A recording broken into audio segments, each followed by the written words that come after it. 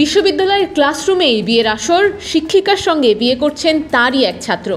সম্প্রতি সামাজিক মাধ্যমে ভাইরাল হয়েছে সেই বিয়ের ছবি ও ভিডিও। আর এর পরেই নেটিজেনদের মিশ্র প্রতিক্রিয়ায় তোলপাড় নেট দুনিয়া। জানা গেছে এই ঘটনা কলকাতার মৌলানা আবুল কালাম আজাদ প্রযুক্তি বিশ্ববিদ্যালয়ের হরিণঘাটা ক্যাম্পাসের। সামাজিক মাধ্যমে ভাইরাল ভিডিওতে দেখা যায় ক্লাসরুমের মধ্যেই বিয়ের আসর। বিভাগীয় প্রধান শিক্ষিকার সাথে প্রথম বর্ষের ছাত্র রীতিমতো হিন্দু মতে দুজনকে মালা পরাচ্ছেন। এদিকে শুধু ছবি বা ভিডিওই নয়, লিখিতভাবে সাক্ষী সমেত বিশ্ববিদ্যালয়ের প্যাডে দুজনকে স্বামী স্ত্রীর স্বীকৃতি দিয়েছে বলেও জানা গেছে।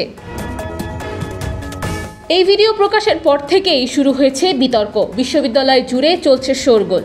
এদিকে ঘটনা সামনে আসার পরই বিশ্ববিদ্যালয় কর্তৃপক্ষ তদন্ত কমিটি করে বিষয়টি খতিয়ে দেখার আশ্বাস দিয়েছেন।